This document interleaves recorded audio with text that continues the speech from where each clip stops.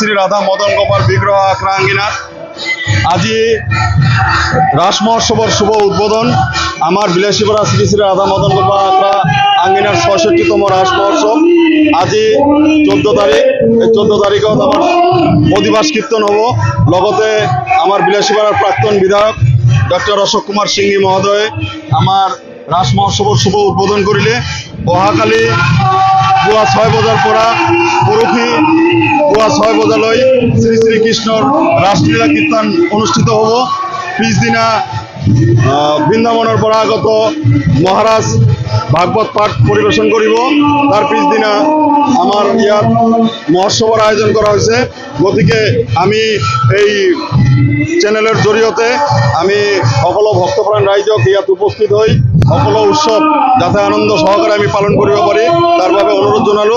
সঁচাকৈ মই খুব আনন্দিত হৈছোঁ। আখড়া মন্দিরে রাস পূর্ণিমা পালন করে মোর জানা নাছিল। আমি মেলা আমোদ প্রমোদ করে থাকো, রাসমেলা প্রাঙ্গণত সবে হয়, কিন্তু আসল যেটা আধ্যাত্মিক দিক আমার এই দিকটো কিন্তু ইয়াত আখড়াত দেখা গ'ল। সুন্দর একটা পরিবেশ, এটুয়ে মানুহক এটা নতুন চেতনা দিব যে আমি আধ্যাত্মিকভাবে নতুন নিয়মের মাঝখানে আমাদের উৎসবগুলা ভাল কৰি আমরা পালন কৰিব পাৰিম। তাৰ বাবে বিলাসীপাড়াৰ ৰাইজক মই অনুৰোধ কৰিছোঁ, নিয়ম আৰু নীতিৰ মাজত যিটো চৰকাৰী নিয়ম বান্ধি দিছে তাৰ মাজত আমি আমোদ প্ৰমোদৰ দৰকাৰ। যিটো আমি ৰাসমেলাত পাম আমোদ প্ৰমোদ ৰিক্ৰিয়েশ্যন সবৰে দৰকাৰ। পুরাতন যিবিলাক আমাৰ কলা সংস্কৃতি আছিল এইবিলাকো ৰাসমেলাত দেখা যায় যে প্ৰায় লুপ্ত হৈ গৈছে।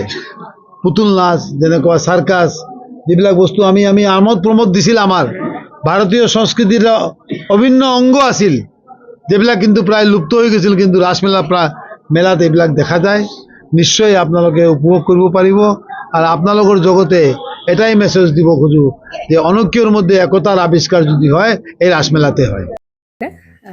জুবিন গাৰ্গৰ গীতসমূহৰ ওপৰত আধাৰিত গানে কি আনে নামৰ এটা সুন্দৰ অনুষ্ঠান আপোনালোকৰ ওচৰলৈ আহি আছে অতি শীঘ্ৰে।